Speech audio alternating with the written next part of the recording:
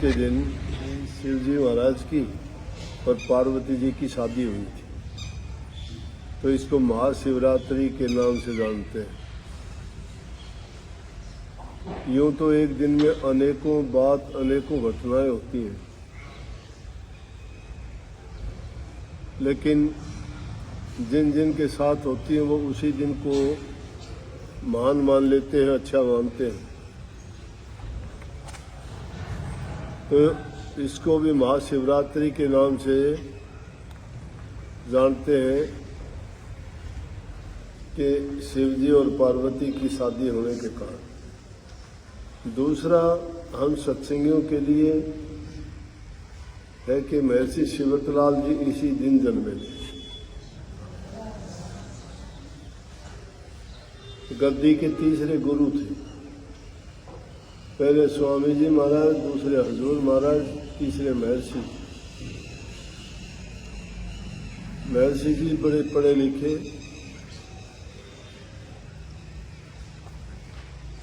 और बहुत ऊंचे पद के संत, करनी के धनी।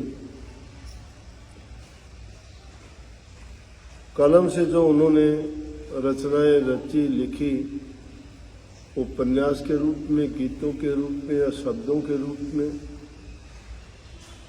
और सत्संग उपदेश, हर मत के बारे में उन्होंने लिखा।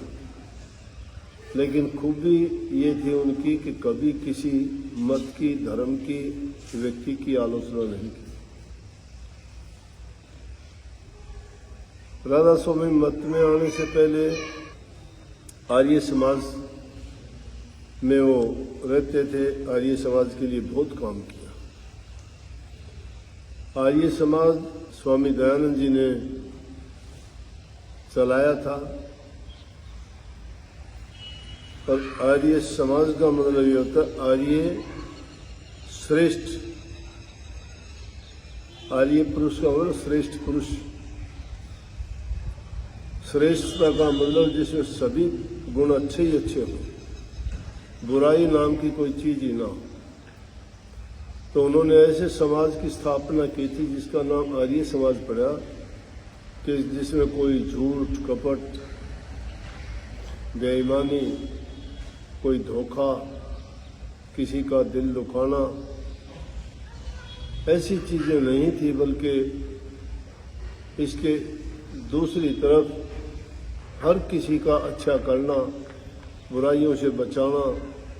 समाज में पनपी बीमारी थी शराब की, बाल विवाह की, सती प्रथा की, और भी बहुत से ऐसे समाज में कुरीतियां फैली हुई थी, उनको दूर किया। और जो आदमी रास्ते से भटके हुए थे उनको रास्ते पे चला के श्रेष्ठ बनाया। हुक्का, बीड़ी, नशे, विषय, विकारों से बचा के श्रेष्ठता का पाठ पढ़ाया। उन्हीं को समाजी कहते थे, आर्य समाजी बोलते थे। लेकिन बाद में आर्य समाज में हर चीज में हो जाती है, थोड़ी विकृतियां आ गई। दो गुट बन गए, एक घास पार्टी थी, एक मांस पार्टी थी। महर्षि जी ने कोशिश करी कि उन दोनों को एक किया अपने प्रयास से। आर्य गजट लिखा उन्होंने, बहुत अच्छा, क्योंकि उनको लिखने का बड़ा शौक था। उन्होंने 3000 से भी ज्यादा पुस्तकें लिखी, और वो इस ढंग से पुस्तकें लिखी कि हर देखने वाला अगर किसी पुस्तक को एक बार पढ़ना शुरू कर देता था, छोड़ने को मन ही नहीं करता। बड़ी रुचिकर, बड़ी शिक्षा से भरी हुई, हर प्रकार से इंसान को एक सच्चा मित्र, सच्चा साथी और एक उपदेशक की तरह से सब प्रकार का जो ज्ञान देते। हर धर्म, चाहे किसी भी धर्म की, उन्होंने लेखनी उठाने के बाद उनका पूरा वृत्तांत लिखा, उनकी अच्छी अच्छी बातें लिखी, कभी किसी की आलोचना और बुराई नहीं। तो आज उन महान हस्ती का जन्मदिन भी और जाने वाला दिन भी यही था। हमारे लिए तो उन्होंने जो काम किया, ऐसा रास्ता दिखा के गए जिससे कलयुग में जीव का कल्याण, हित, भलाई उसी से होती है। तो ये तो थी उनकी याद। दूसरी बात विशेष रूप से जो मैं कुछ कहना चाहता था, वो मैं कहता था प्रकृति हर कदम पे इंसान को शिक्षा देने के लिए तैयार रहती है, लेकिन लेने वाला होना चाहिए। हम समय पर उसको जांच परख नहीं पाते। ये मैलावती लड़का अभी शब्द गाए थे, वो लड़की भी साथ है जिससे इनकी शादी हुई, लड़का भी बैठा है। अब तो ये हो गया 8-10 साल का, 10 साल का हो गया। इसकी दादी भी आई हुई है। तो ये सत्संग में नहीं आते थे, इनको सत्संग में लाने का जरिया ये लड़का बन गया, ये माध्यम बना। कोई ना कोई ऐसी जिसके दिन सुधार पे आने होते हैं ना, तो मालिक उसके लिए इंतजाम प्रबंध कर देता है। नीयत इंसान की अच्छी और सच्ची होनी चाहिए। जिनकी नीयत खोटी हो जाती है ना, उनके पास चाहे कुछ भी हो, वो इंसान सारे चीजें होते हुए भी दुखी रहता है, अमीर होते हुए भी गरीब रहता है, स्वस्थ रहता हुआ भी बीमार रहता है, सब कुछ होते हुए भी भिखारी है, उसके पास कुछ नहीं। और जिसके पास संतोष है, जिसके पास प्रभु का नाम है, जिसके अंदर सद्गुण है, जिन्होंने अपनी इच्छाओं पर कंट्रोल कर लिया है, उसके पास सब है, वो बादशाहों का बादशाह है। वही आदमी भक्ति कर सकता है, और जिसको लालच लगा हुआ है ना, वो भक्ति के काबिल नहीं है। भक्ति चतुराई चालाकी का नाम नहीं है। भक्ति है आस्था, भक्ति है विश्वास, भक्ति है प्रेम, भक्ति है श्रद्धा। भक्ति के अंदर दया, प्रेम छिपा हुआ है।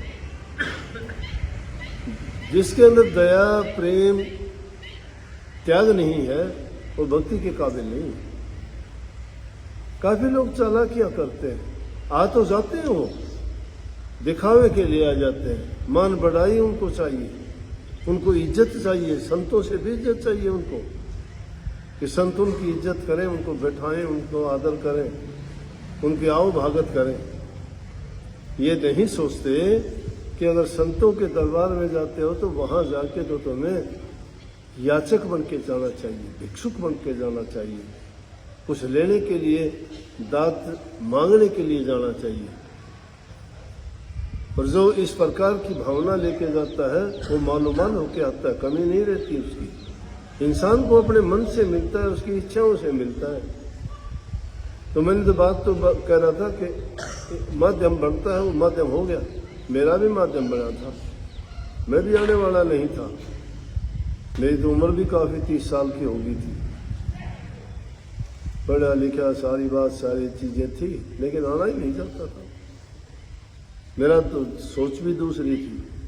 अगर कहीं आते जाते महाराज जी गली में से सामने से आते दिखाई देते, तो मैंने किसी को किसी के घर में बिना मतलब बढ़ना पड़ता, सामने नहीं आता था। करम किस्मत, जब वक्त आया, टाइम आया ना, परमात्मा ने सीधी टक्कर मिलवा दी। मेरे चाचा लेके आ गए यहाँ, कहने लगे कि आओ चल दिखा के लेके आओ। चल तो तू एक बार। मैं क्या करूँगा, मैं कभी गया ही नहीं। हाँ, मेरी माँ शुरू से आती, वो बातें आपने सुन भी रखी हैं, पढ़ाई के टाइम की सुन रखी है। आ गया था तो फिर मेरी पढ़ाई की भी सुन रखी है। कई घटनाएं ऐसी हुई, और बाद में क्या कि जब मुझे ये लग गया, विश्वास हो गया, वो तो सतगुरु भी कृपा करता है। आदमी का अपना कर्म, भाग्य और उसकी स्वयं की सोच भी होनी चाहिए। जो मानता ही नहीं है, सोचता ही नहीं है, कुछ चाहता ही नहीं, उसका दूसरा कौन उसको सिखा देगा। लेकिन इनका माध्यम, ये लड़का बना, लड़का बीमार हो गया, छोटा था, कितने दिन का, 1 साल का लड़का था, हॉस्पिटल में दाखिल कर दिया। इसका तो ना कोई ये बोलचाल थी, ना इसका पेशाब उतरता था। इसकी दादी आ गई, किसके साथ आई, यहाँ वहाँ बैठे थे, ये बैठे बैठे बात हुई।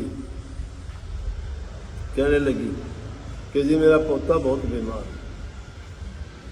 मैंने तो वैसे ही साधारण रूप में कही थी, मैं कोई बात ना हो जाएगा। फिर बोला कि घने दिन से है और दया करो, उसका तो पेशाब भी नहीं उतरता। डॉक्टर ने तो जवाब सा दे दिया। मैं कोई बात ना, चिंता ना करो। क्यों? गुरु महाराज की कृपा ये थी, वो कहते थे किसी को भी घटिया बात नहीं कहनी चाहिए, जिसको भी कहते अच्छी बात कहो। फिर दोबारा इसने पूछा तो मेरा दिल भी बोला जी छोटा सा लड़का है और वो तो बहुत वैसे कृपा करो। महा ये हो जाएगा, ठीक कह तो दिया। जब याद कह के बैठी थी, इतनी देर में फोन आ गया। इसने किया या बड़ा लड़का है उसने किया। कहने लगा कि इसने तो पेशाब भी कर दिया और थोड़ा हाँ ये ठीक सा लग रहा है। बस उस दिन के बाद में पूरा परिवार आना शुरू हो गया। माध्यम बढ़ा कि नहीं बढ़ा, तो इनका एहसान तो लड़के का मानना चाहिए, ऐसी जगह ले आए। नहीं तो और किसी बुरी चीज में फंसते, शराब कबाब में पड़ जाते। दिल्ली बड़े शहरों में रहने वाले लोग तो ऐसे ही हैं। तो मैं कहता हूं कि कुदरत हर इंसान के लिए तैयार है वो देने के लिए, लेकिन हमारी सोच नहीं है। हम बहुत लापरवाह हैं हर चीज की तरफ से। छोटा बच्चा भी हमें सिखा देगा, जानवर पशु पक्षी भी हमें सिखा देगा, कंकर पत्थर रोड़े भी हमें सिखा देंगे। ये आकाश धुंध बारिश सूर्य भी हमें शिक्षा दे देंगे। ये चंद्रमा सितारे रात और दिन का निकलना और छिपना भी हमें बहुत बड़ी शिक्षा और उपदेश दे देगा। लेकिन हमारी दृष्टि उस ओर होनी चाहिए, उनके बारे में हमारे विचार होने चाहिए। क्या देता है वो? दे दिया इसने। थोड़ी देर पहले नहीं था, अंधेरा था। थोड़ी देर कुछ दिन पहले नहीं था तो बहुत ठंड थी, लेकिन थोड़ी देर के बाद रात थी। उससे पहले कितना अंधेरा था, कुछ भी दिखाई नहीं देता था। ये उदय होने के बाद में प्रकाश दे दिया, ठंड के बाद में इसने गर्मी दे दी, अंधेरे का प्रकाश रोशनी दे दी। हर चीज सिखाता है। इसी प्रकार से हमें अपने जीवन में लक्ष्य से ना भूलो। लक्ष्य जो इंसान का, भटको मत। 4 दिन की जिंदगी है, ज्यादा लंबी चौड़ी नहीं है, वो भी तुम्हारी अपनी नहीं है। उसके ऊपर भी लगा रखा है ब्रेक कि इतने दिन के बाद नहीं रहोगे। जिस चीज का हमें आइडिया अंदाजा ही नहीं है कितने दिन रहेंगे, तो फिर कितने दिन के लिए क्या सोच के करते हो? अच्छा करते हो तो भी अच्छा करो, लेकिन ये ना सोचो कि मैं करके ये जो है मेरा है। मेरा नहीं है, हमारा नहीं है। सब छोड़ के जाएंगे, किसी का कुछ नहीं। जब तक हो नेक काम करो, अच्छी सोच रखो। बुरे करके 2 आदमी अपनी चिंताएं बढ़ा लेता है, दुख उठा लेता है, किसी को दर्द तकलीफ देता है, किसी के दिल को दुखा के हम सुखी कैसे रह सकते हैं? इसलिए सबके साथ प्रेम करो, सबसे बड़ी भक्ति है। भक्ति सबसे बड़ी है। सबसे हंस के बात करो, मीठे बोलो, किसी की कर सकते हो मदद करो। पैसा धन है तो धन से करो, धन नहीं है तो शरीर से उनकी सेवा करो। अगर शरीर से भी नहीं कर सकते तो कम से कम मन से प्रभु का नाम लिया करो, उसका सुमरण चिंतन भजन किया करो, याद किया करो, उनसे कृपा मांगा करो कि प्रभु मालिक दया करो, हम पर भी, हमारा भी कल्याण करो, उद्धार करो। हम भटके हुए जीव हैं। इस माया और काल की नगरी में, इस देश में आके हमारी बुद्धि मलिन हो चुकी है, हमें नहीं पता। इसीलिए हमें रास्ता दिखाओ और सही रास्ते पे चला के हमारा कल्याण करो। बहुत बहुत सबको आशीर्वाद। राधा स्वामी। सुबह बोलो शाम